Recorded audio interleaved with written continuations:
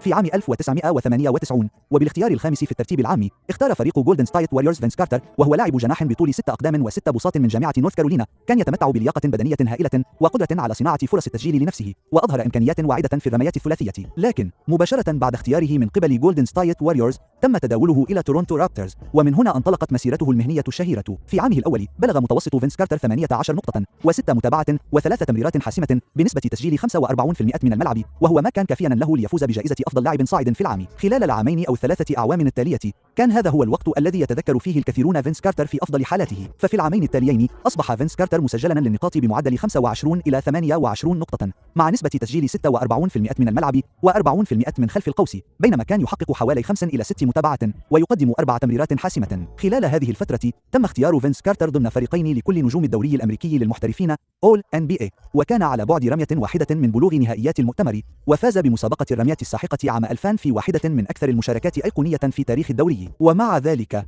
بعد عامه الثالث في الدوري استقر مستوى فينس كارتر، ويجادل الكثيرون بأنه تراجع. وعند النظر إلى مسيرته المهنية ككل لن أكذب عليكم إنها مخيبة للآمال للغاية. ما أخباركم يا متابعي يوتيوب؟ معكم ليجند أوف وينينج المعروف لو. منذ فترة ليست ببعيدة صنعت فيديو أشرح فيه لماذا أعتقد أن ريجي ميلر كان أحد أكثر اللاعبين تقييما بأعلى من مستواهم في تاريخ الدوري، ولدهشتي وافقني الكثير من الناس الرأي، لكن المفاجأة الأكبر كانت في عدد الأشخاص الذين اقترحوا بأن فينس كارتر نفسه مقيم بأعلى من مستواه الحقيقي. السبب الذي جعل الأمر مفاجئا بالنسبة لي هو أنني اعتقدت أنني الوحيد الذي يؤمن بأن فينس كارتر مقيم بأعلى من مستواه، لكنني الآن أرى ذلك بشكل متكرر، مما يطرح السؤال التالي: هل فينس كارتر مقيم بأعلى من مستواه بالفعل؟ إذا كان الكثيرون يعتقدون أنه مقيم بأعلى من مستواه، وهو ما أحب أن أسميه نظرية داميان ليلارد، هل يمكن اعتبار داميان ليلارد مقللا من شأنه إذا استمر الجميع في وصفه بأنه مقلل من شأنه؟ لذا بدلا من الدخول في متاهة محاولة شرح كيف أن فينس كارتر مقيم بأعلى من مستواه، قررت صنع فيديو أشرح فيه كيف أن فينس كارتر هو على الأرجح أكبر لاعب لم يحقق إمكاناته في تاريخ الدوري. بالنسبة لشخص دخل دوري المحترفين NBA بمثل هذا القدر من الموهبة والمهارة، وفي رأيي أستطيع القول أن فينس كارتر دخل الدوري كواحد من أعظم الهدافين المتكاملين الذين شهدتهم البطولة على الإطلاق، فمن المحبط حقا رؤية كيف سارت مسيرته المهنية على مدى العقدين الماضيين، لدرجة أنني أكرر ادعائي بأنه لم يحقق ما كان متوقعا منه. وأفضل طريقة لشرح ذلك هي البدء من حيث توقفت، أي مباشرة بعد عامه الثالث مع فريق تورونتو رابترز. هناك أوجه تشابه بين الرجلين، بل قد تقول إن فينس كارتر كان يتفوق قليلا على ما كان عليه مايكل جوردن عندما كان لاعبا مبتدئا. عندما يتعلق الأمر بفينس كارتر وفترته في تورونتو، يؤسفني أن أقول للناس إن هذه الفترة مبالغ في تصويرها بشكل رومانسي. لم يقدم فينس كارتر سوى 3 وربما 4 مواسم جيدة حقا مع تورونتو. لم يتم اختياره إلا ضمن فريقين من فرق كل النجوم All NBA، لقد تم اختياره ضمن فريق كل النجوم All Star في بضع مناسبات، لكن هذا كل ما في الأمر. ورغم أنني أدرك تماما معاناة فينس كارتر مع الإصابات، وأتفهم بالتأكيد أن المؤسسة خذلت فينس كارتر عدة مرات بقراراتها المشكوك فيها، خاصة فيما يتعلق ببعض اللاعبين الذين شاركوه الملعب، إلا أن غياب التطور والنمو في مستوى فينس كارتر كان أمرا محبطا للغاية.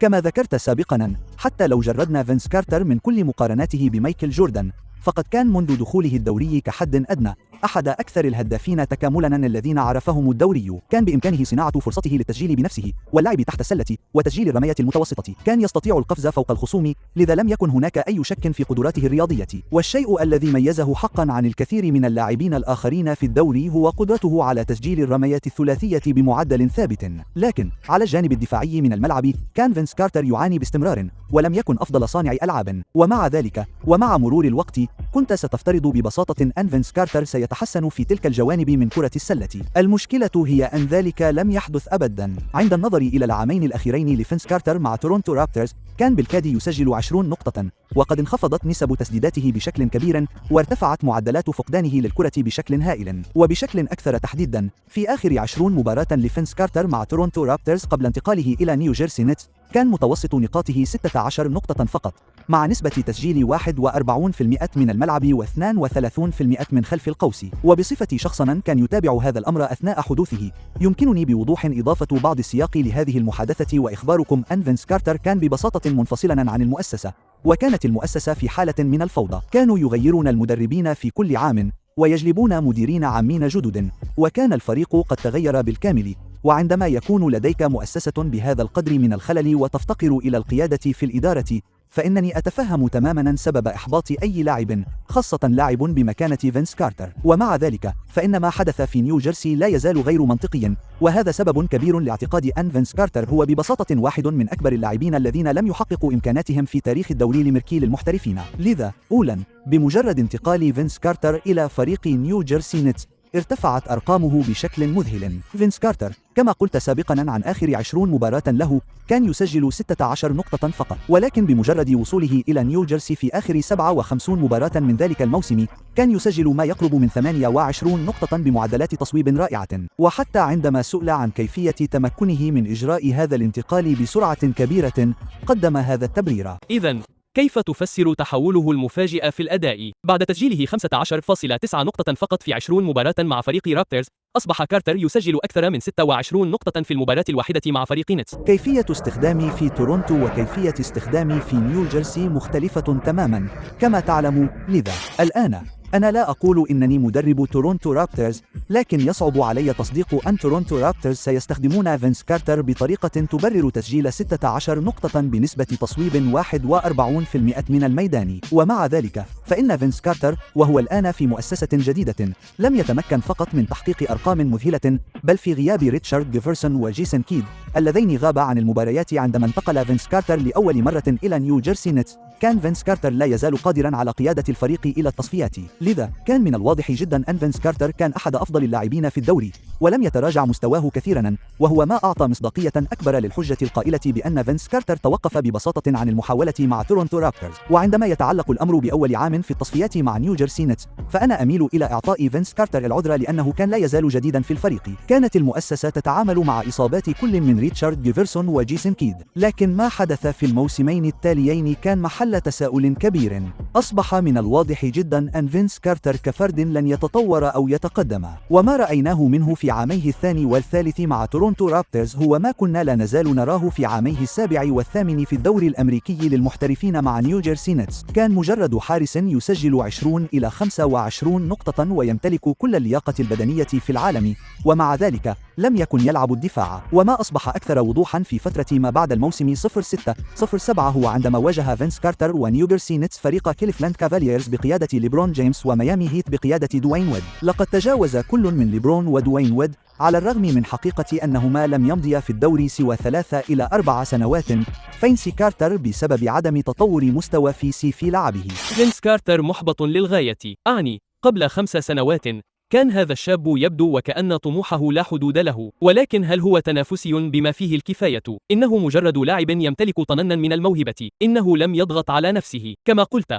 أعتقد شخصيا أنه لطيف للغاية، إنه لا يملك تلك الحدة. كما تعلم، راقبته منذ أيام الجامعة من جامعة نورث كارولاينا وحتى الآن. أنا أتفق مع الكثير من الأشياء التي قالها تشارلز للتو. ما زاد الطين بلة هو ما حدث في الموسم التالي مع انتهاء التصفيات مبكرا، وهو أمر بدأ يصبح سمة متكررة لفريق نيو جيرسي نيتس. أصيب جيسون كيد بإحباط شديد من المنظمة وطالب بالانتقال، وهو ما ترك فينس كارتر وريتشارد جيفرسون لقيادة الفريق في نيو جيرسي، لكنهما لم يتمكنا من التأهل للتصفيات في موسم 2008. ومن المفارقات أنه بينما كان فينس كارتر يعاني في نيو جيرسي، بدأ كريس بوش في تورونتو يبرز كنجم، وكان فريق تورونتو رابترز في الواقع فريقا تأهل للتصفيات. وبعد موسم 08-09 تم تداول فينس كارتر إلى أورلاندو ماجيك. ومرة أخرى إليكم مثال آخر على كيفية تراجع أداء فينس كارتر، لأنه على الرغم من أن فينس كارتر قد تجاوز ذروة عطائه، كان يعتقد أن كارتر لا يزال لديه ما يضيفه لفريق أورلاندو ماجيك لضمان قدرتهم على المنافسة على البطولة،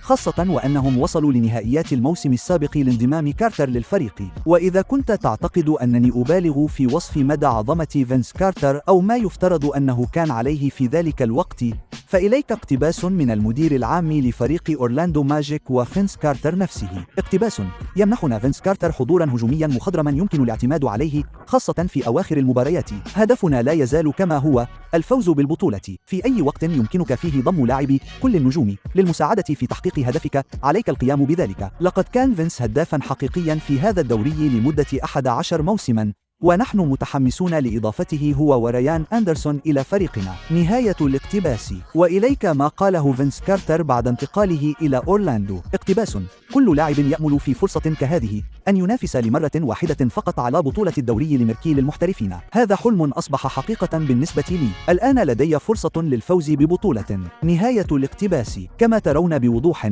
لم يقتصر الأمر على اعتقاد المشجعين ووسائل الإعلام والمدير العام بأن فينس كارتر هو القطعة المفقودة، بل اعتقد هو نفسه أنه كان كافيا للارتقاء بهم للمنافسة على البطولة. المشكلة هي أن ذلك لم يحدث أبدا. طوال الموسم بأكمله، عانى فينس كارتر بشكل كبير ليكون الهداف الحقيقي المطلوب للمؤسسة. وبحلول نهاية الموسم، تم تهميش فينس كارتر ليصبح مجرد لاعب ثانوي لأورلاندو ماجيك، حيث تحول أكثر إلى مسدد للرميات بدلا من أن يكون الهداف الحقيقي الذي كان الكثيرون يتخيلونه كما كان في نيوجيرسي، لأنه أصبح من الواضح جدا في آخر عامين له في نيوجيرسي أنه كان يسجل إحصائيات فارغة فقط. ومع الدور الجديد الذي حققه فينس كارتر مع المؤسسة، كنت ستعتقد أنه في التصفيات يجب أن يكون قادرا على القيام بعمله على الأقل، ولكن مرة أخرى لم يحدث ذلك أيضا. خلال تصفيات عام 2010 تم تقييد فينس كارتر ب 15 نقطة مع تسديد بنسبة 40% من الملعب و25% من خلف القوس. لكي نفهم مدى سوء أداء فينس كارتر في التسديد خلال هذه الفترة، خلال الجولة الأولى من التصفيات بينما كانوا يواجهون فريق شارلوت بوبكاتس، سدد فينس كارتر بشكل فظيع من خلف القوس بنسبة إجمالية بلغت 6% من المسافات البعيدة، أي تسديدة واحدة ناجحة من أصل 17 محاولة من خلف القوس. وعلى الرغم من أدائه الضعيف من الملعب، تمكن أورلاندو ماجيك من الوصول إلى نهائيات المؤتمر، وتمكنوا من دفع فريق بوسطن سيلتكس إلى 6 مباريات.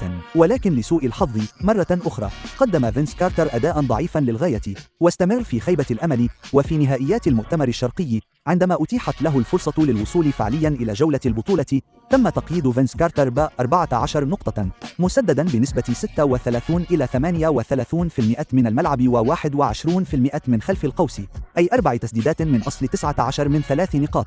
هذا أمر مثير للسخرية. وبالنسبة للأشخاص الذين يجادلون بأن فينس كارتر كان بين قوسين عجوزا لدرجة تجعل تراجع مستواه أمرا مقبولا، ففي نفس السلسلة أمام بوسطن سيلتكس بلغ متوسط نقاط بول بيرس، وهو لاعب من نفس دفعة درافت فينس كارتر، 24 نقطة و8 متابعة و4 تمريرات حاسمة بنسبة تسجيل 51% من الملعب و45% من خلف القوس.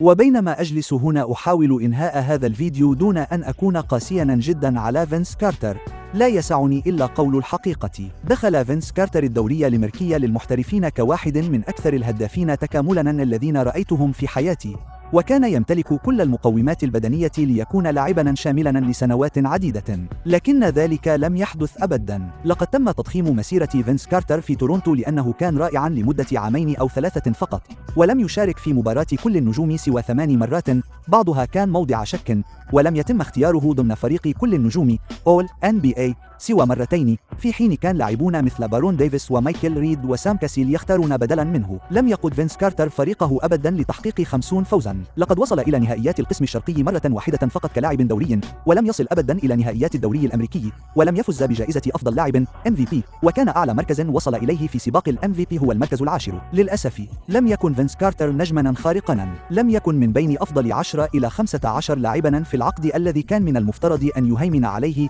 وحتى بدون بطولة أو جائزة أفضل لاعب كان ينبغي على فينس كارتر على الأقل بناء سجل يسمح بوضعه ضمن أفضل 50 لاعبا في التاريخ، ومع ذلك لم يحدث هذا أبدا، وهو أمر مؤسف، لأنه بالموهبة التي كان يمتلكها فينس كارتر عند دخوله الدوري، لا يمكنك النظر إلى مسيرته دون أن تشعر بخيبة الأمل وتصفه باللاعب الذي لم يحقق إمكاناته. لكن بصراحة كنت أتمنى فقط رؤية المزيد من الجانب الأفضل للرجل الذي نسميه نصف رجل نصف مذهل. مع قول ذلك، أراكم في المرة القادمة. سلام. تجاوز الجدار. ماذا عن فينس كارتر؟ لو كان قد فاز ببعض البطولات لكان حقق ذلك، إذن هذا يعني لا. لا. قل نعم. حسنا، لأنه لم يفعل ذلك.